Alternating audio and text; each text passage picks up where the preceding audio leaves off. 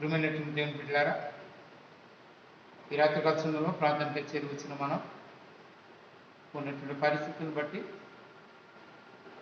దేవుని ఇంట్లో ముఖాముఖిగా ప్రార్థన చేయడానికి అవకాశం లేని పరిస్థితిని బట్టి మనం ఇంకా ఈ వీడియో విధానంలోనే ఆలోచన చేస్తూ ఉన్నాం.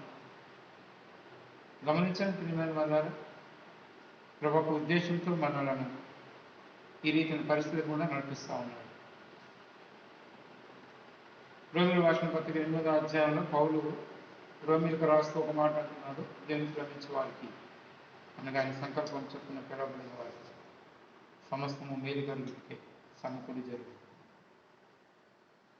జాగ్రత్తగా మీరు ఒంటరిగా కూర్చొని ఆలోచన చేసిన ఇందులో ఉన్న మేలేంటి అని మీరు ఆలోచన చేస్తే మనం వెళుతున్న పరిస్థితులు అన్నిటిలో ఎలా ఉంటుందంటే, చిన్నప్పుడు మేము కూర్చుని ఉన్నప్పుడు వర్షం వస్తూ ఉంటే చూస్తూ ఉంటే పైనుండి వడగళ్ళు పడుతూ ఉంటే అది కింద పడి అవి మెరుస్తూ ముత్యాల్లా కనిపిస్తూ ఉంటే గవ్వ వెళ్ళి ఏరుకుంటూ ఎంతో ఆనందించేవాడు.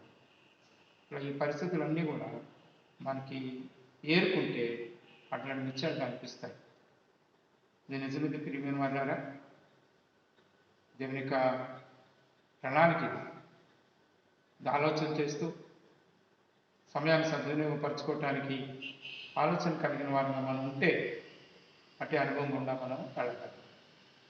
మరి యథావిధిగా మనం వాడిన తర్వాత వాక్యం చదువుకుంటాం, వాక్యం ధ్యానిస్తాం. వాక్యం అయిన తర్వాత మీరు ఉన్నటువంటి చోట్లోని కూర్చొని కొద్ది సమయం ప్రార్థనలో గడుపుదాం. దేవుడు మన ప్రార్థన ఆలోచించి దానికి జవాబిచ్చే దేవుడిగా ఉన్నారు. కొన్ని అనుభవాలు నడిపిస్తూ ఉన్నప్పుడు దేవుడు ఇస్రాయేలు కలుగుతూ ఉంటున్నాడు. ఇర్మియా అంటున్నాడు, మీరు నాకు ప్రార్థన చేయ వస్తారా, నేను మీ మనం ఆలకిస్తాను అని ఇర్మియాతో దేవుడు చెప్తూ ఇశ్రాయేలు ప్రజలు చెప్పమన్నారు. కాబట్టి వాళ్ళ బబులోను దేశపు చెరలోనికి వెళ్ళబోతూ ఉన్నారు. పరిస్థితులన్నీ అనుకూలంగా ఉన్నాయి. అయినా ఆయన అంటున్నాడు, ఈ ఉద్దేశాలన్నీ మేలుగా ఉండటానికి మేలుకరమైనవి. కాబట్టి నాకు ప్రార్థన చేయండి అంటున్నాడు. మనం కూడా ఆ విధానాన్ని ఆలోచన చేస్తే దేవుడు మన పట్ల చేసే కార్యాలు పరిశుద్ధాత్మ దేవుని ద్వారా బయలుపరచబడి ఉంటాయి. ప్రార్థన చేద్దాం. తండ్రి, మీ కొందనాలు చెల్లిస్తుంది. ఈ రాత్రి సీఎం సంఘంగా కుటుంబాల్లో చేరి వస్తాము. సో మరి మేము వ్యక్తిగతంగా కుటుంబాలుగా కలిసి అయ్యా సీఎం సంఘాన్ని మేము మరి ప్రతినిధులుగా కనిపిస్తాము. అక్కడ ప్రతి ఒక్కరూ కూడా ఆ రీతైనటువంటి విధానంలో ఈ పరిచర్యను కలిగి ఉండటానికి ఆసక్తి అనుగ్రహించిందని ప్రారంభిస్తున్నాం. పాటలో, వాద్యంలో, అదే రీతిగా వాక్యంలో కూడా ఈ ప్రోత్సాహం మాకు అనుగ్రహించండి. ఎన్నో ఉన్నప్పటికీ కూడా యథావిధిగా మీ సంఘంలో మేము ప్రార్థన చేయటానికి వీలు కల్పించినటువంటి దేవుడు మీకేం చెల్లించగలరు. ఎన్నో అనుకూల పరిస్థితులు ఉన్నప్పటికీ దాని ఎలా ప్రకారంగా ఉన్నప్పుడు మేము కూడా అట్టి అనుభవాన్ని కలిగిన వాళ్ళంగా ఎన్నున్నప్పటికీ కూడా యథాప్రకారంగా సాయంత్రం మీ సన్నిధి మేము చేరవచ్చు. మేము జ్ఞాపకం చేసుకుంటాం. వందనా స్తోత్రాలు చెల్లిస్తాం. మా ప్రభు మా రక్షకుడు యేసుక్రీస్తు నామమున స్తుతించి ప్రార్థించి వేడుకొంచున్నాం తండ్రి, ఆమేన్. ప్రియమైనటువంటి దేవుని బిడ్డలారా, శివుని గీతల పాటల పుస్తకంలో నుండి 683వ పాట మొదటి చరణం చివరి చరణం పాడుతున్నాం. 683.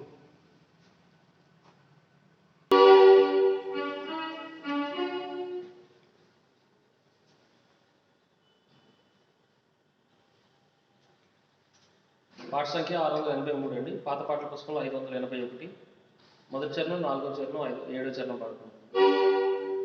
పాట సంఖ్య 683, పాత పాటల పుస్తకంలో 581.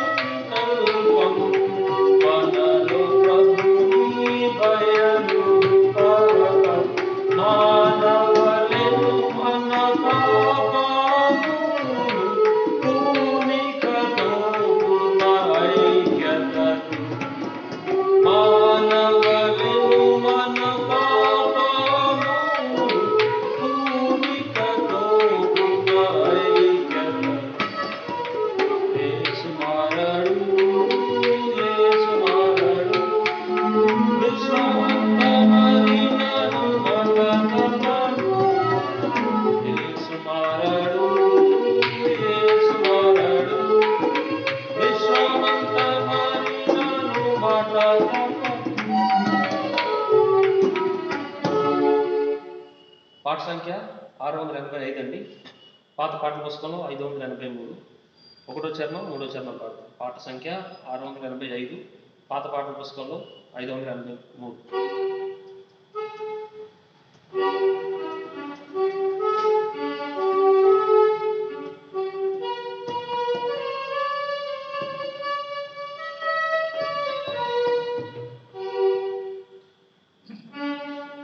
యేసుని వాగ్దానము జ్ఞాపకమునందుంచుకొని ముఖాలు వీచిన శ్రమలున్నా చాటున నేనుండెదా, చాటున నేనుండెదా.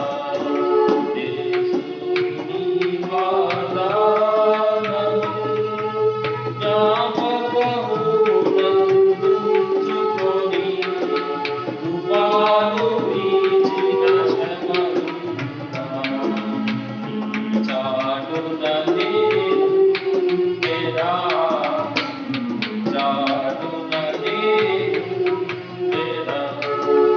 ద్వేషము ఈర్ష్యాలోకములో అత్యధిక ప్రేమ నీలో, ద్వేషము ఈర్ష్యాలోకములో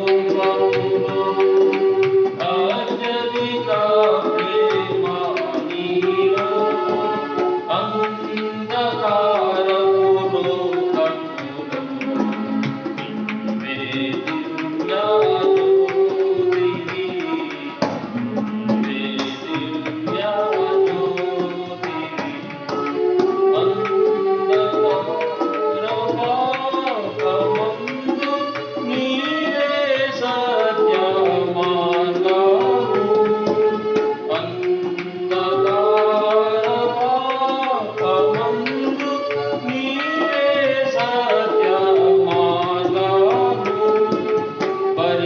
భరింపరాని మరణపు బాధను నీవే సత్యదేవుడవు,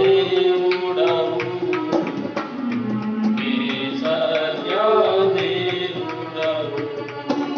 యేసుని వాగ్దానము జ్ఞాపకమునందుంచుకొని తుఫాను వీచిన శ్రమలున్నా చాటున నేనుండెదా, చాటున నేనుండెదా. జగమున యుద్ధ కలహములు శాంతి లేనే లేదెచ్చట, జగమున యుద్ధ కలహములు శాంతి లేనే లేదెచ్చట. యేసు ప్రభువా నీవారా ఆనందభరితుడనైతిని, ఆనందభరితుడనైతిని. ఘోరమౌ తుఫానులేవా హృదయము కంపించెను భీతిన్.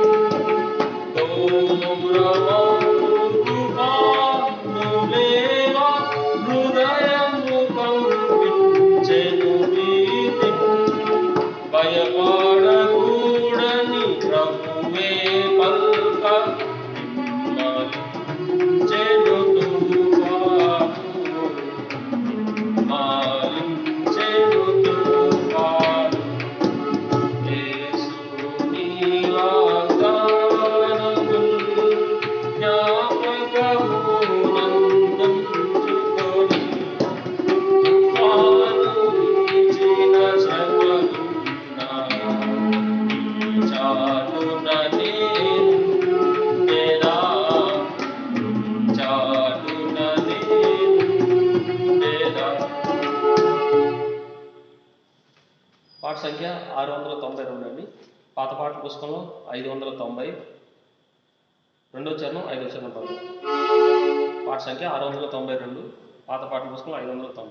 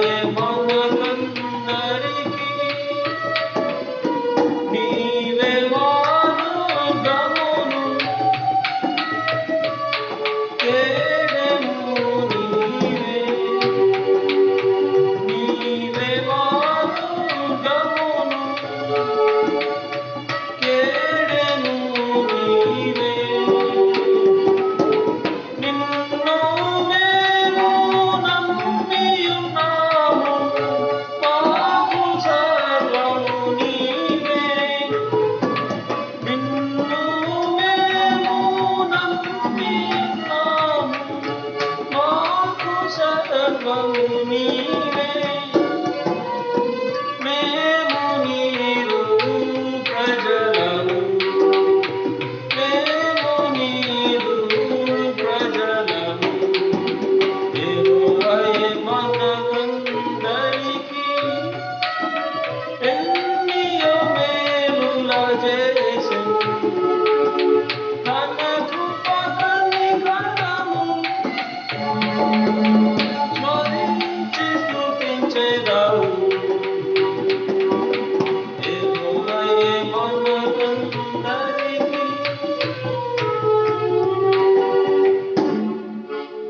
బైబిల్ పైకెత్తి నీ జీవితంలో తీసుకుని బైబిల్ కోసం నీ జీవిత నావను క్రీస్తును చూచుకొని మాచో నగరున సాహసించెదవు భీకర తుఫానులలో సాగి వెళ్ళుచు సాగి వెళ్ళుచు చిరునగరుతో సాహసించెదవు భీకర తుఫానులలో.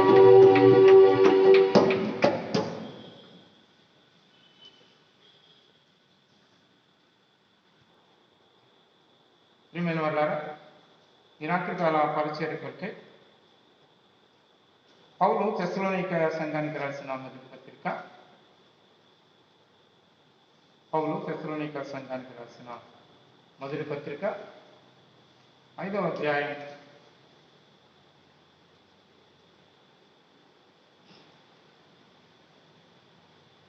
16వ వచనాన్ని మనం చదువుకున్నాం.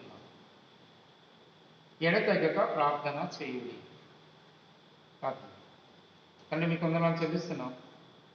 ఈ రాత్రి మీ సన్నిధికి మేము చేరి వచ్చాము.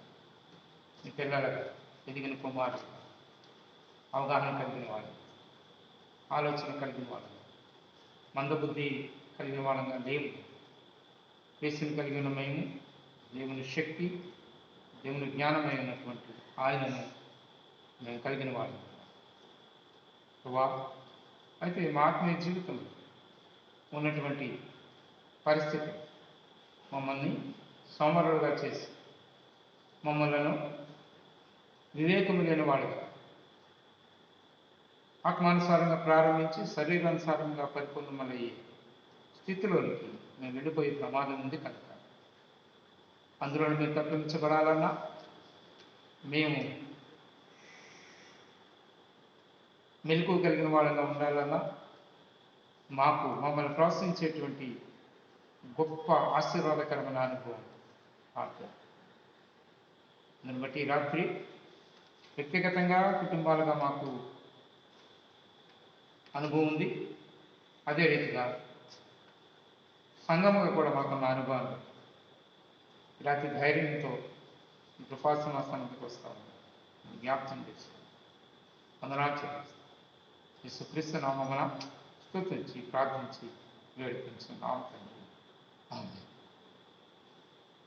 ప్రియమైన వారు, అపొస్తలుడైన పౌలు తెస్సలోనిక సంఘానికి పత్రిక రాస్తూ ప్రార్థన చేయండి అని చెప్తూ ఉన్నప్పుడు ఆయన మామూలుగా చెప్పటం ఎడతెగక ప్రార్థన చేయండి అంటున్నారు. బైబిల్ గ్రంథంలో ప్రార్థనకు గొప్ప విలువ ఉంది. మన జీవితాలలో కూడా అది చాలా అమూల్యమైనటువంటి. ఒక దేవుని యొక్క వాక్యంలో ప్రార్థన అన్నప్పుడు ప్రార్థనకు కొన్ని విశిష్టమైనటువంటి అద్భుతకరమైనటువంటి విలువలు ఆపాదించబడ్డాయి. అందుకే ఎడతెగక ప్రార్థించేది, మెళుకు కలిగి ప్రార్థించేది, భారంతో ప్రార్థించేది, విసుకకుండా ప్రార్థించేది, ఇలాంటి మాటలు మనకి కనిపిస్తాయి. ఎందుకనంటే ఆ ముందు మాట వెనుకున్నటువంటి మాటకు అది కిరీటం వంటిది. అది ఉన్నతమైనటువంటి స్థానాన్ని కలుగు చేస్తూ ఉంది వెనుకున్నటువంటి మాట. అందుగురించి అలాంటి మాటలు బైబిల్ గ్రంథంలో చాలా ఉన్నాయి. అందులో అతి ప్రాముఖ్యమైన మాట ఎడతెగక ప్రార్థన చేయాలి. ఎందుకు ప్రార్థన చేయాలి? చాలాసార్లు మనం చాలా విషయాలు ఆలోచన చేస్తూ మనం ప్రార్థన చేస్తాం. గత శుక్రవారం నాడు బిడ్డ ప్రార్థన అంశాన్ని చెప్తూ దేవుని చిత్తం కానటువంటి దాని కొరకు ఎడతెగక ప్రార్థన చేసేవాళ్ళు. అది మనకి బాహటంగా తెలియబడుతున్నప్పటికీ కూడా ప్రార్థన అనగానే మనకు అనువుగా ఆలోచన చేసేవాళ్ళంగా ప్రార్థన చేసేవాళ్ళు. అందుకే దానికి ఎడతెగక ప్రార్థన చేస్తాం, విసుగకుండా ప్రార్థన చేస్తాం. కానీ బైబిల్ గ్రంథంలో ఇవ్వబడిన అర్థం లేకపోతే దాని కొరకైనటువంటి తాపత్రయం మనం ఆలోచన చేస్తే అద్భుతకరమైనటువంటి అనుభవాలను మనం వెళ్ళే వాళ్ళంగా ఉంటాం. దానికి మంచి ఉదాహరణ ప్రభువే, యేసు ప్రభు. ఆయన ప్రార్థన చేసినప్పుడు ఆయన అవసరాల కొరకు, అక్కర్ల కొరకు, తన ఇష్టాన్ని నెరవేర్చుకోవటానికి ఆలోచన చేయలేదన్న. ఆ బంధాన్ని అనుసరించిన అపోస్తలుడు పౌలు కూడా ఆయన ప్రార్థన చేసినప్పుడు, ప్రార్థన గురించిన విషయాన్ని ఆలోచన చేసినప్పుడు 1, 2, 3 సార్లు తర్వాత ఇంకా దాని గురించి ప్రార్థన చేయలేదు. ఎందుకంటే ఆయన ఎరిగినవాడు, దేవునికి చిత్తాన్ని ఎరిగినవాడు, తెలిసినవాడు. అందు గురించి పర్మిషబుల్ విల్ దాని గురించి తాపత్రయపడదు. ఇవాళ మన జీవితాలన్నీ కూడా దాని కొరకే ఆలోచన చేస్తూ ఉంటాం. అందుకే కీర్తన సామెతల గ్రంథంలో మంచి మాట ఉంది. సొలొమోను మాట, జలగకి 2 కూతుళ్ళు ఉన్నారు. జలగకి 2 కూతుళ్ళు, ఇమ్ము. మనం కూడా అంతే, దేవుని అలాగే ప్రేమించేస్తాం. ఆ తర్వాత నష్టాన్ని కలిగినప్పుడు అప్పుడే వేస్తాం. దానికి ప్రతిఫలం తప్పకుండా అందించి తీరవలసింది మనం. పౌలు ఇక్కడ తెస్సలోనికైన సంఘానికి రాస్తూ ఎడతెగక ప్రార్థించు. జగత్ని ఈ విషయాన్ని ఆలోచించి ఇప్పుడున్నటువంటి పరిస్థితుల్లో ఒక విశ్వాసి ఎల్లప్పుడూ ప్రార్థన చేయవలసిన భారం ఉంది కదా, ఉందా లేదా అనేటువంటి ఆలోచన చేస్తే మనం పాడినటువంటి పాటలో, మొదటి 2 పాటలో భయంకరమైనటువంటి పరిస్థితులు లోకంలో ఉన్నాయి అనేటువంటి చరణాలు కూడా మనం పాడుకున్నాం. ఇదేనా మనం ఆలోచన చేస్తాం, ఎట్లాంటి పరిస్థితులు ఉన్నాయి అని ఆలోచన చేస్తే వాక్యపేక విధానంలో ఉన్నటువంటి సత్యాన్ని ఆలోచన చేస్తే, ఇప్పుడు జరుగుతూ ఉన్నటువంటి పరిస్థితులను ఆలోచన చేస్తే ఒక విశ్వాసి ఎలా పడుకోగలుగుతున్నాడు, ఎలాగా మందంగా ఉండగలుగుతున్నాడు, ఎలాగ నిరాశ కలిగిన వాడు ఉన్నాడు,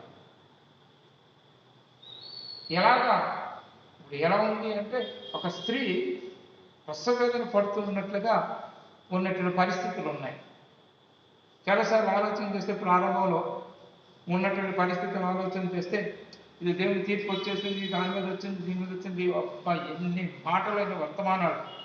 కానీ వేళ అన్నీ చదవబడ్డాయి, ఎక్కడ కనిపించట్లేదు.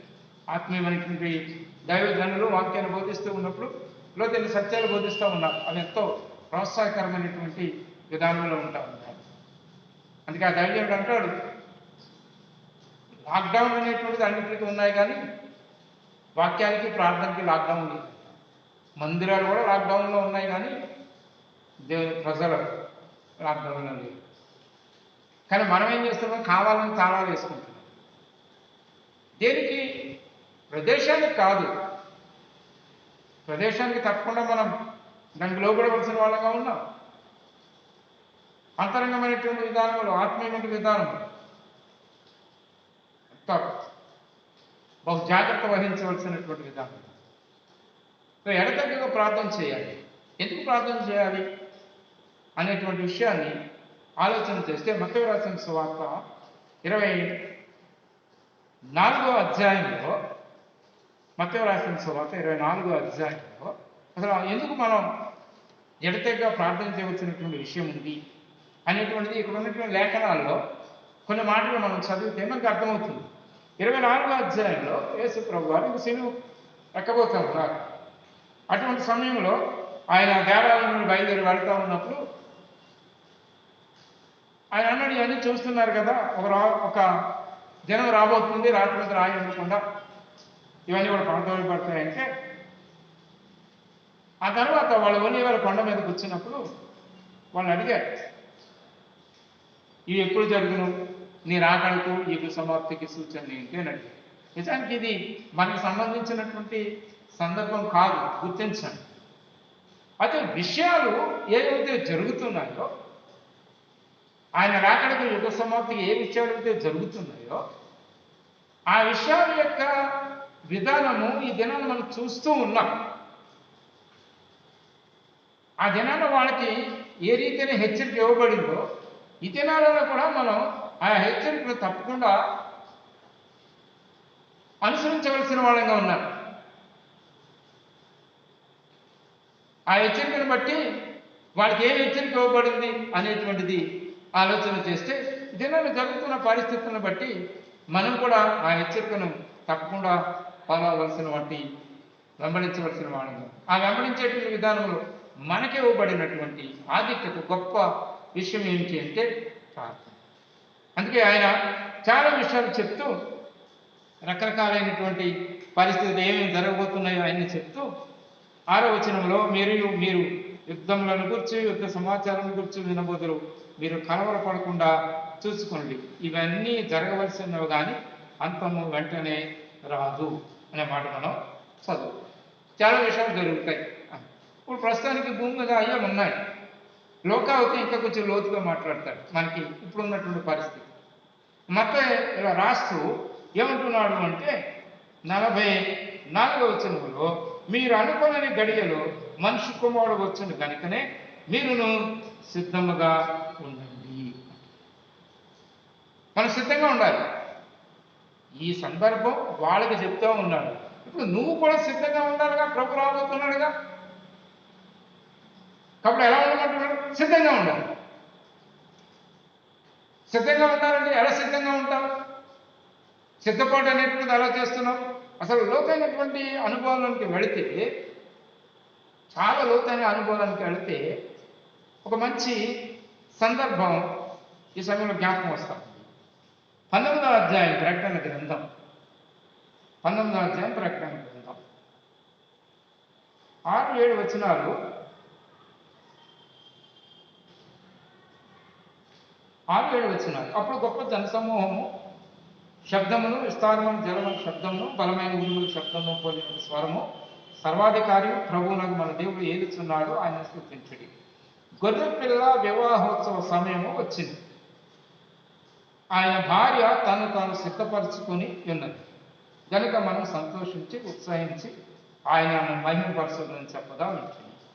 మరియు ఆమె ధరించుకుంటూ ప్రకాశములను నిర్మలమైన సన్నపు నారబట్టలు ఆమెకి ఇవ్వబడుతుంది. అవి పరిశుద్ధుల నీతి క్రియలు. ఇక్కడ సందర్భం కానివ్వండి, విషయం కానివ్వండి, ఆ అధ్యాయం అంతా చదివితే, ప్రకటన గ్రంథం అంతా చదివితే దాని విషయం అర్థమవుతుంది. కానీ ఇవాళ సిద్ధంగా ఉండండి అనే మాటను ఇక్కడ ఉన్నటువంటి మాటకి నేను అన్వయపరుస్తూ ఉన్నాను. ప్రియమైన దేవుని బిడ్డలారా, ఆయన భార్య తను తాను సిద్ధపరుచుకొని ఉంది. వివాహము సమయం వచ్చింది. అంటే ఎలా ఉంటుంది అంటే, వివాహోత్సవ సమయం వచ్చింది, ఇంకా పెళ్లి కాకుండానే భార్య అంటున్నారు. అంటే ఎలా ఉంటుంది అంటే మనకు తెలుసు. ఒకవేళ ఆ అమ్మాయి సిద్ధపడుతుంది అనుకోండి పెళ్లి కుమార్తె, వచ్చిన వాళ్ళు ఏమంటారంటే పెళ్లి కుమార్తె ఆయన పెడవండి, ఆయన భార్య అండి, కాబోతుందండి అని ఇలా మాట్లాడతారు. ఈ వివాహాన్ని అది చూస్తూ సంగము అనేటువంటి ఆయన భార్య అంటే ఒక విధానం తను తాను సిద్ధపరచుకొని ఉన్నది. సిద్ధపరచుకుంది పెళ్లి కుమారుని కొరకు వివాహం ఆడబోతున్నట్టు ఆమె సిద్ధపరచుకుంది. ఆమెకు కొన్ని వస్త్రాలు ఇవ్వబడ్డాయి, కొన్ని ఆభరణాలు ఇవ్వబడ్డాయి. ఎందుకు అద్దం ముందు నిల్చొని ఆమె అత్తమానం సరి చేసుకుంటూ ఉంటుంది, తన అందం చెడిపోకుండా ఉంటాడు. ఇక్కడ ఆమె ఎప్పటికప్పుడు సరిపెట్టుకుంది. ఇంకొక విషయం చెప్పిన, పెళ్లి కుమార్తెను 35 కలిసి సిద్ధపరుస్తారు. ఆమె సిద్ధపరచుకుంటున్నప్పుడు అందరూ వచ్చి సర్దుతారు సరే. కానీ ఆమె ఇన్నర్ వేర్ వేసుకున్నప్పుడు ఎవ్వరు ఉండరు దగ్గర, పైన సర్దుతారు. ఆమె అన్నీ వేసుకున్న తర్వాత వచ్చాక ఆ కుర్చీలు పెట్టడం కానీ మడత పెట్టడం కానీ అన్నీ. ఇన్నర్ వేర్ మాత్రం ఆమె వేసుకుంటున్న ఎవరు? ఈవేళ సంఘము అనేటువంటి నువ్వు నేను ప్రభువుతో ఏకాంతముగా గడిపేటువంటి అద్భుతకరమైనటువంటి విశ్వాసోపేక అంతరంగమైనటువంటి జీవిత విధాన శైలి. మెలకువగా సిద్ధంగా ఉన్నావా? రాబోతున్నాడు ఆయన. దానికి సిద్ధపాటు కలిగినటువంటి విధానం ఉండడానికి ప్రార్థన ఎడతెగ ప్రార్థన చేస్తున్నామా మనం? ప్రార్థన గురించి ఆసక్తి ఉందా? నువ్వు వేసుకున్నటువంటి ఆ ఇవ్వబడినటువంటి వస్త్రాలు సరైన విధానంలో ఉన్నాయా చెక్ చేసుకునేటువంటి. అందుకే ఇప్పుడు ఏంటిది? ఒంటరిగా ప్రభుత్వం గడిపేటువంటి సమయం ప్రభు ఇచ్చేది. నీ అంతరంగ స్వభావం, నీ ఆత్మీయ జీవితం, నీకున్నటువంటి విధానం అవన్నీ కూడా ప్రభు దగ్గర మనసు విప్పి సాగిలపడు సరి చేసుకుంటూ ఎక్కడ తప్పిపోయాము, ఎక్కడ జారిపోయాము, ఎక్కడ ఉన్నాము, ఏంటి ఆత్మీయ విశ్వాస జీవితం, నా విధానం, నా పరిస్థితులు, నా నడవడి ఏంటి ఒంటరిగా. ఇప్పుడు బయటికి వెళ్ళి అంతా తిరిగి ప్రభు నేను అలసిపోయిన నీకు తెలుసు కదా అన్న మాట అంటానికి వీల్లేదు. తను తాను సిద్ధపరచుకునేటువంటి సమయం. అందుకే అన్నీ కూడా మూసించాడు నీకు.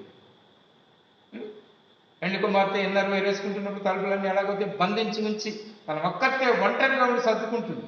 ఇవాళ నా జీవితాలు కూడా అంతే. అలంకార రూపంగా వ్రాయబడినటువంటి వాక్యం నీతో నాతో సంధించేటువంటి విధానం ఉంది.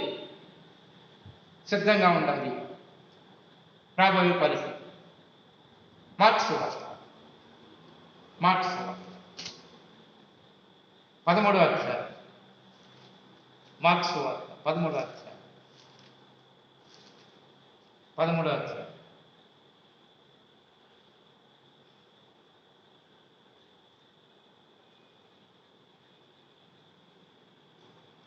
అధ్యాయం. సేమ్ అదే విషయాన్ని ఆయన మార్కు రాస్తా ఉన్నాడు. మార్కు రాస్తూ 13వ అధ్యాయం 8వ వచనంలో జనం మీదకి జనమును, రాజ్యం మీదకి రాజ్యమును లేచును, అక్కడక్కడ భూకంపములు కలుగును, కరువులు వచ్చును, ఇవి వేదనలకు ప్రారంభం. వాళ్ళు చెప్తా ఉన్నారు. ఇప్పుడు ఉన్నటువంటి పరిస్థితుల్లో మనం కూడా ఆ కాలం, రాబోయే కాలము ఇప్పుడు జరుగుతున్న కాలం కాదు. ప్రియమైన వాళ్ళు గుర్తించాలి. ఆ రాబోయే కాలంలో వాళ్ళు ఎలా ఉండాలి అనేటువంటి దానికి, ఎలా తప్పించుకోవాలనే దానికి, ఎలా సిద్ధంగా ఉండాలనేటువంటి దానికి ఆయన వాళ్ళకి నేర్పుతూ ఇవాళ అయ్యే పరిస్థితులు మనం చూస్తూ ఉన్నాం. కాబట్టి ఆ హెచ్చరికను మనము పాటించవలసినటువంటి ఆవశ్యకత ఎంతైనా ఉంది. ఇప్పుడు జరుగుతున్న పరిస్థితులు ఆలోచన చేస్తే మనం ఏం చేయాలి? ఎడతెగక ప్రార్థన చేయాలి, సిద్ధపాటు కొరకు ప్రార్థన చేయాలి. ప్రభు వస్తున్నాడు. అందుకే ఇప్పుడు ఏమంటున్నాడు తెలుసా? 32వ వచనంలో మనం చదివితే 32-33 వచనం. ఆ దినమును గూర్చి, ఆ గడియని గూర్చి తండ్రి తప్ప ఏ మనుషుడైనను పరలోకమందుల దూతలైనను కుమారుడైనను ఎరగడు. నీకు తెలుసా ఎప్పుడు వస్తాడు? తప్పకుండా వస్తాడు. ఇప్పుడు అంటున్నా, జాగ్రత్త పడుడి, మెలకువగా ఉండి ప్రార్థన చేయండి. ఆ కాలం ఎప్పుడు వచ్చినా మీకు తెలియదు. జాగ్రత్తగా ఉండండి. ఇందాక ఏమన్నాడు? సిద్ధపాటు కలిగిన వాళ్ళగా ఉండండి, జాగ్రత్త కలిగిన వాళ్ళగా ఉండండి, మెలకువగా ఉండండి, ప్రార్థన చేయండి. ఎందుకని? ఆయన ఎప్పుడు వస్తాడు నీకు తెలియదు. పరిస్థితులు చూస్తే అలాగే భూకంపాలు పెరుగుతూ ఉన్నాయి, కరువులు ఉన్నాయి, ఎక్కడ పడితే అక్కడ అంతా అస్తవ్యయంగా ఉంది. ఉపరాజ్యం యుద్ధం ప్రకటించుకుంటూ ఆలోచన చేస్తూ ఉన్నాయి. ఆ కాలం గురించి చెప్తా ఉన్నాడు. ఆ పరిస్థితిని ఈ కాలంలో మనం చూస్తూ ఉన్నాం. ఇక్కడ వాళ్ళతో కూడా నేర్చుంటారు. జాగ్రత్త పడండి, మెలకువగా ఉండండి. లోకవ్రాసిన సువార్త లోక చాలా బాగా రాస్తాం. 21వ అధ్యాయం.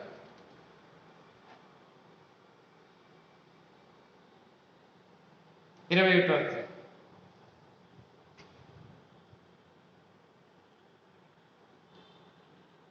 10-11 వచనాల్లో అదే విషయాలు. మత్తయి ఏదైతే రాశాడో మార్కు అదే రాశాడు. కొంచెం లోతుగా రాశాడు, గట్టిగా రాశాడు. జాగ్రత్త పడండి, మెలుకువగా ఉండి ప్రార్థించండి. మత్తయి ఏమైనా రాశాడంటే సిద్ధంగా ఉండండి సుమా అన్నాడు. మార్కు లోక ఇంకా కొంచెం అదే విషయాలను లోతుగా రాస్తా ఉన్నాడు. 21వ అధ్యాయం 10-11 వచనాలు. మరియు ఆయన వార్త ఇట్లని, జనం మీదకి జనమును, రాజ్యం మీదకి రాజ్యము లేచును, అక్కడక్కడ గొప్ప భూకంపములు కలుగును, తెగుళ్ళను కరువులను తటస్థించు. ఇప్పుడు మనం ఎక్కడ ఉన్నాం? ఏ పరిస్థితుల్లో ఉన్నాం? ఎందుకు లాక్డౌను? ఎందుకు మాస్కులు? ఎందుకు శానిటైజర్స్? అయితే మత్తయి చెప్పినట్టు సిద్ధంగా ఉన్నాడు, ఆయన రాబోతున్నాడు. పౌలు తెస్సలోనికే సంఘానికి రాస్తుంది, జాగ్రత్తగా ఎడతెగక ప్రార్థన చేయండి అంటున్నాడు. ప్రకటన గ్రంథంలో అంటున్నాడు, భార్య సిద్ధపరచుకుంటుంది, మీరు సిద్ధపడగలిగినటువంటి విధానంలో సిద్ధపరచుకోండి అంటున్నాడు.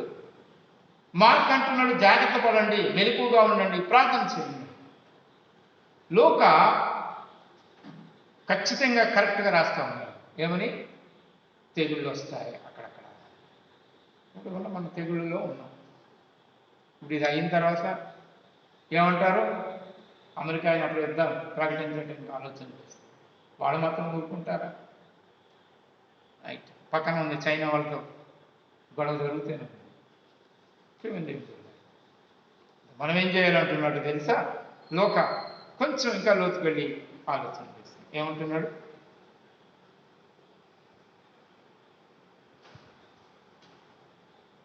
ముప్పై 32వ వచనం. ఇవన్నీ జరుగు వరకు ఈ తరమ గతింపదని నిత్యంగా మీతో చెప్పుచున్నాను. ఆకాశంలో భూమి గతించిన కానీ నా మాటలు మాత్రం ఇప్పుడు అంటున్నాడు, మీ హృదయములు ఒకవేళ తిండి వలనను, మత్తు వలనను, ఐహిక విచారము వలనను మందముగా ఉన్నందున, ఈ 3 ప్రాముఖ్యమైనవి. ఈ కరోనా, ఈ యొక్క లాక్డౌన్లో ఈ 3 విశ్వాస జీవితంలోకి చొచ్చుకొని వస్తూ ఉన్నాయి. ఎలాగా తెలుసా? కరోనా వైరస్ లాగా. ఒకటి తిండి చేయడానికి ఖాళీ. అందు గురించి అందరూ మనం చూస్తూ ఉన్నాం, పెద్ద పెద్ద వాళ్ళందరూ కూడా రకరకాలైనటువంటి వంటలు చేసుకుని యూట్యూబ్లోను, పేపర్లోను వాటిలో పెడుతున్నారు రకరకాలైన వంటలు. ఖాళీగా ఉండి ఏం చేయడానికి. ఇవాళ విశ్వాస కూడా అలాగే ఉన్నాడా? విశ్వాస కూడా నువ్వు అలాగే ఉన్నావా? 2 మత్తు వల్ల. మత్తు ఎలా వస్తుంది? మత్తు అనే మాటకి అర్థం సోమరి, నిద్ర. ఓకే, ఉదయం నుంచి ఏం చేస్తామండి? అంటే అలా చూసుకుంటూ, అలా చదువుకుంటూ, అలా ఉంటూ ఏమవుతుంది? నిద్ర వచ్చారు. చాలామందికి పడుకోరా అంటే పడుకోరు. ఏం చేస్తారు? బయటకు వెళ్ళాలని అనుకో, వెంటనే నిద్రపోతారు. వీళ్ళ విశ్వాస జీవితం అట్లాగే. ఒక పక్క తిండి, తర్వాత మత్తు, నిద్ర. ఏం చేస్తారు? 24 గంటలు. అదే బయట అనుకోండి, 8 గంటలు పని చేసుకుని అలసిపోయిన తర్వాత ఒక 4 గంటలు అలా చేసుకుని ఇంటికి వచ్చి 9, 10 అవుతే అన్నీ అయిన తర్వాత తిన్న తర్వాత వెంటనే పడక మీదకి వెళ్ళిపోయేటువంటి పరిస్థితుల్లో ఉన్నటువంటి మనం ఇవాళ 24 గంటలు ఖాళీగానే ఉండేటువంటి విధానమే ఉంది. ఏమొస్తుంది? మత్తు. నేను కూడా ఒకసారి బేరీజ్ వేసుకోండి. నీకు పని ఉన్నప్పుడు నువ్వు ఎంతసేపు నిద్రపోయేవాడు. ఇప్పుడు పని లేదు, మొత్తం అంతా కూడా లాక్డౌన్ ఉంది, ఎంతసేపు నిద్రపోతాడు? బేరీజ్ వేయండి. తిండి, మత్తు, 3 విచారం. పని లేదు, లేకపోతే జీతాలు. చాలామంది పాపం జీతాలు పూర్తిగా సగమే జీతాలు.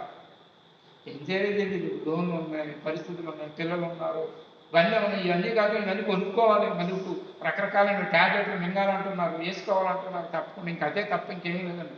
ఆ మందులేమో దొరకవు, వేస్తేనేమో అదంతా ఖరీదు, బోళ్ళంత ఖరీదు, అన్నీ. అది ఇట్లా ఎలాగా ఈ జీతం సరిపోదు, ఎలాగా ఐహిక విచారం పట్టి ఆలోచన చేస్తాం. ఏర్పడ్డారు ఈ 3 విశ్వాస జీవితంలో చొచ్చుకొచ్చేస్తున్నాయి.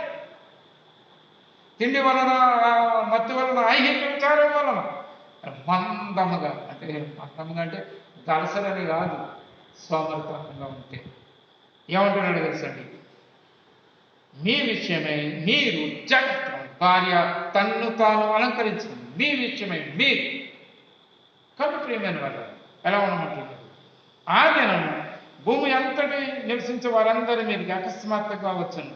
కాబట్టి మీరు జరగబోవు వీటి నెలలను తప్పించుకొని మంచు కుమారుని నిలువబడి శక్తి గలవారిని ఎల్లప్పుడూ ప్రార్థన చేయొచ్చు, మెలకువగా ఉండండి అంటున్నాడు. ఇది ప్రార్థన యొక్క ఆవశ్యకత. విశ్వాసం జీవితం చేస్తున్నాము ప్రార్థన. నన్ను బోధించమంటే నేను బోధించాను. దాని 3 మార్లు ప్రార్థన చేశాను. నేను ఎన్నిసార్లు చేస్తున్నాను? నేను 3 సార్లు చేస్తున్నాను. నువ్వు 3 సార్లు చేస్తే గొప్ప కాదు. కారణం ఏంటో తెలుసా? దానియేలు పెద్ద రాజ్యం మీద ఆయన అధికారిగా ఉన్నాడు. బోలంత భారం ఉంది, బోలంత బరువు ఉంది, బాధ్యత ఉంది. మనం ప్రార్థన చేస్తూ ఉన్నాడు యథావిధిగా. నీకు ఏ పని లేదు, నాకు ఏ పని లేదు. ఎన్నిసార్లు ప్రార్థన చేస్తాను? ఎన్నిసార్లు? ఒక మాట చెప్పి నేను ముగిస్తాను. ప్రియమైన వాళ్ళారా, ఒక నానుడు ఏముందంటే మన షుగర్ ఉన్న వాళ్ళంట ఒకసారి తినేయకూడదంట. అది చాలా బాగుంటుంది. ఇప్పుడు ఒకసారి తినేయకూడదంట. ఎలా తినాలంట? కొంచెం కొంచెం కొంచెం కొంచెం ఆరారా తినాలంట. అది మనకి షుగర్ జబ్బు రాకుండా అలా తింటే మంచిది అన్నారు డాక్టర్స్. విశ్వాసం కూడా అలా చేయొచ్చు కదా. 10-30 నిమిషాలు, మళ్ళీ ఒక అరగంట పోయి మళ్ళీ 10 నిమిషాలు, మళ్ళీ ఒక అరగంట పోయి 10 నిమిషాలు, మళ్ళీ గంట పోయి 10 నిమిషాలు, వంట అయిపోయిన 10 నిమిషాలు. ఇలా చేయొచ్చా? అంత బాగుంటుందండి, అంత బాగుంటుంది. ఎందుకు అంటే ఆయన రాబోతున్నాడు. ఆయన ఎదుట శక్తివంతులుగా నిలబడుతున్నాడు. ఇవాళ నిన్ను నీవు సిద్ధపరచుకుంటానికి ప్రభువు అనుమతించిన అద్భుతకరమైనటువంటి వస్తాయి, వచ్చాయి, జరుగుతుంది అందులో. మరి ఏం చేస్తున్నావు? అది చాలా అందుకు పౌరు తెస్సలోనికే సంఘానికి అంటున్నాడు, ఎడతెగక ప్రార్థించు. ప్రార్థన చేయకూడదు. అది ఇంకెప్పుడు చేయకూడదు. పరిస్థితులు ఎన్నో, ఏ విషయాలు ఎట్లాంటి విధానం దేవుడికి నాకు దేవుడికి తెలియదు. ఆ 3 చుచ్చుకొని వస్తూ ఉన్నాయి. మందంగా అయిపోతే ఉరిలాగా వచ్చేస్తుంది, క్షణంగా వస్తుంది. అయ్యో నేను ఏంటి ఏంటి ఎక్కడ ఉందంటే ఏమి కాబట్టి ఆలోచన చేద్దాం, ప్రార్థన అప్పుడప్పుడు కాదు, ఎడతెగ ఎప్పుడు మెలకు కలిగి అంటే అనుభవం నేర్చుకుందాం. ఏమో ఎప్పటి వరకు ఉంటుందో తెలియదు, ఎప్పటి వరకు ఉంటుందో తెలియదు. మనం బయటకు వెళ్ళకుండా బాగుంటుంది. ఏ పరిస్థితిలో మనలోనికి ప్రవేశిస్తుందో తెలియదు. జాగ్రత్త పడదామా, మెలకు కలిగి ఉందామా, సిద్ధపడగలిగిన వాళ్ళం ఉందామా? ఈ 3 నుండి తప్పింపబడినట్లుగా మనం ఆలోచన చేద్దామా? అలా చేయటానికి ప్రభుత్వాన్ని ప్రార్థన తను మీకు వందనాలు చేస్తాను. చిన్న వాక్యాన్ని మీరు పెట్టి నా జీవితంలో నా జీవితంలో ఫలించేది వైద్యుడు మొత్తం తిండి దాన్ని చొచ్చుకొస్తాం. ఏం లేదు, ఖాళీగా కూర్చున్నాం. ఏం చేస్తాం? ఏమి లేదు, ఖాళీగా ఏం చేస్తాం? ఏమి లేదు, రాబడి లేదు, పని లేదు, ఏమి లేదు. ఎలాగో భవిష్యత్తు వీటన్నిటి నుండి తప్పించుకో. ఇవన్నీ మనకు గురి వచ్చినట్లుగా వస్తాయి. కొంచెం ప్రభు రాబోతాం. సంతోషంతో సిద్ధపరచబడిన వాళ్ళని ఆనందంతో మిమ్మల్ని ఎదుర్కోవడం. మమ్మల్ని సిద్ధపరచు, మమ్మల్ని సిద్ధపరిచేది నా జీవితంలో ప్రార్థన అనేటువంటి విసుగుపోకుండా నిరాశ కలిగిన వాడిగా చాలే అనేటువంటి తత్వంతో కాదు, ఆసక్తి కలిగిన వాడు చేయడానికి నన్ను, కుటుంబాన్ని, సంఘాన్ని సిద్ధపరిచి నన్ను రక్షిస్తాను. యేసుక్రీస్తు నామమున స్తుతించి ప్రార్థించి వేడుకొంచున్నాము తండ్రి. ఆమేన్. ప్రియమైన వాళ్ళారా, మీరు వాక్యం ఉన్న తర్వాత ఎక్కడ ఉన్న వారు అక్కడ కూర్చొని కొద్దిసేపు ప్రార్థన జరుపుతాం. విషయాలు చాలా ఉన్నాయి, అని మీకు తెలుసు. దాన్ని మళ్ళీ నేను చెప్పాల్సిన లేదు. మీరు ఎంతసేపు ప్రార్థన చేయగలరు, ఏ విషయాలు ప్రార్థన చేయగలరు. ప్రభు మీకు ఎట్లాంటి భారం ఇచ్చారు, ఆ భారంతో ప్రార్థన. నేను ప్రార్థన చేసి ముగించిన తర్వాత మీరు ప్రార్థన మళ్ళీ మీకు వందనాలు చేపిస్తాను, ప్రార్థిస్తాను. మీరు అనేక నిమిషాలు పడుతూ ప్రార్థన చేయడానికి భారాన్ని కలిగించు. ప్రభు అందరి సన్నిధిలో ప్రార్థన. రాంబాబు గారు, దివ్య ఆగస్టుగా రాబోతాను కుటుంబాన్ని చెల్లి కొడుకు బావగారు, తండ్రి అమలమ్మ గారు, దేవి, కానీ అదే రీతిలో ఉన్నారు. అది శ్రీనివాసరావు గారు ప్రార్థన చేస్తారు. అది బుజ్జి గారు ఉన్నారు. అదే రీతిలో మౌనిక బాబు ప్రేమి తల్లిదండ్రులు సుధీర్ గారు కంట కాబట్టి బయటకు వెళ్తాము మాత్రం ఏదైనటువంటి అనర్థాలు జరుగుతున్న భద్రపరచు నారాయణ నాన్న మరి ప్రార్థన చేస్తాను. తండ్రి బిడ్డలిద్దరు గారు ఛాన్స్ సూర్యక చిన్నగుంజకం కూడా జ్ఞాపకం చేస్తాను. మరి బిడ్డలు కలిసి సేవిస్తూ ఉంటారు. బిడ్డలు కృప ఇష్టపడచ్చు. మరి మరి మనకు అదే రోజు శాంతకుమారి శారణ కొరకు చిన్న కుటుంబాన్ని వారి మధ్య ఉన్నటువంటి ప్రతి పరిస్థితిని చక్కబెట్టమని ప్రార్థన చేస్తాను. మరి దాసులు రమేష్ రెడ్డి గారు జయశ్రీ గారు కుమార్తె వచ్చింది మనకు వచ్చారు. ఆ కుటుంబాన్ని జ్ఞాపకం చేస్తాను. దాసులు కూడా మంచి ఆరోగ్యంగా జాబేదాన్ని కూడా ప్రార్థిస్తాను. దాసు మన బాధ్యతలన్నింటి కృపను బయటకు వెళ్తాం. నవీన పరిమళ ఎస్పీ కొరకు ప్రార్థిస్తాం. అలివేలు గారు గ్రామంలో మరి కొండ దానయ్య కూడా అక్కడ ఉన్నారు.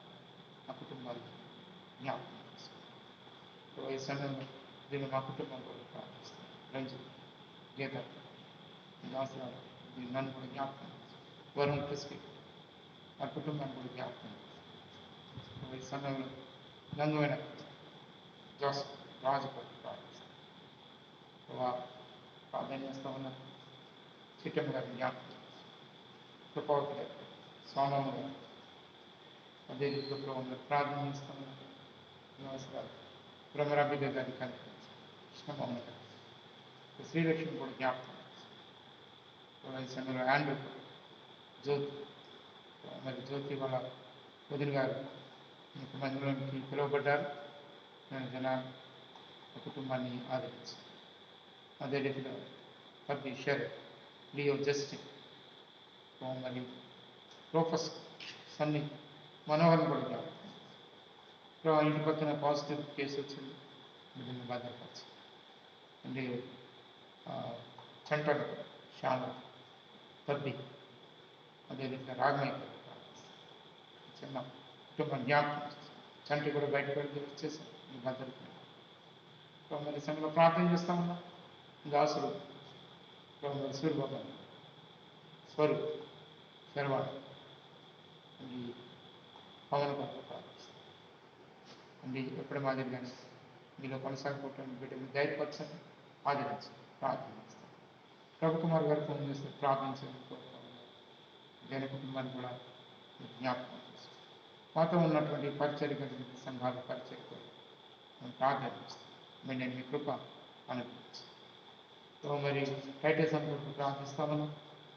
మరి అక్కడ ఉన్నటువంటి మీ దాసులు చనిపోయినటువంటి దానిలో భార్య వాళ్ళు వచ్చి ఖాళీ చేయమని చెప్తా ఉన్నారు. మీ దాసుని యొక్క పరిచయం ఇంకా కష్టపడి కట్టుకుంటూ వచ్చారు. విశ్వాసం రాబోయే కాలంలో మీ దాసుని యొక్క పరిచయం జీవించమని ప్రార్థన కట్టమని ప్రార్థన ఈ రీతిగా దైవ చర్యలను అప్పగించుకుంటూ కరోనా వైరస్ బారిన పడుతున్నటువంటి వాళ్ళని క్షేమం కొరకు ప్రార్థిస్తాం. కనిపించండి. కానీ మీ యొక్క ఇంటిని కూడా మీరు భద్రపరచమని ప్రార్థన చేస్తాం. ప్రభుత్వ పరిచర్యలు మెండని కృప రోజుకు ఒక కుటుంబం వచ్చి మీ ఇంటిని శుభ్రపరుస్తూ ఉన్నారు. ఎంత రమయ్య ఆ కుటుంబాన్ని మీరు దీవించి ప్రతి కుటుంబం ఆ బాధ్యత దీవించమని ప్రార్థన చేస్తాం. మీ రాత్రి బిడ్డలు చేస్తున్న ప్రతి ప్రార్థన మీరు అంగీకరించి జవాబు ఇస్తారని వందనాలు చేయండి. ఎడతెగక ప్రభా మెలకు తండ్రి జాగ్రత్త కలిగిస్తూ సిద్ధపాటు కలిగి మమ్మల్ని మేము అలంకరించి మీ కొరకు ఎదురు చూసేవారు. ముఖ్యంగా సీఎం సంఘాన్ని సిద్ధపరచి వందనాలు చేస్తాం. మా ప్రభు మా రక్షకుడు క్రీస్తున్నాము స్తుతించి ప్రార్థించి వేడుకొంచున్నాము తండ్రి. ఆమేన్. మన కార్యసాధకముకు తన శక్తి చెప్తున్నా మనం అడుగు వాటన్నిటికంటే ఊహించి వాటన్నిటికంటే అత్యధికంగా చేయ శక్తి గల దేవుడు ప్రభు యేసుక్రీస్తు వారి మూలంగా మహిమ ఘనత ప్రభావం కలుగును గాక. ఆమేన్. నిద్రాపోక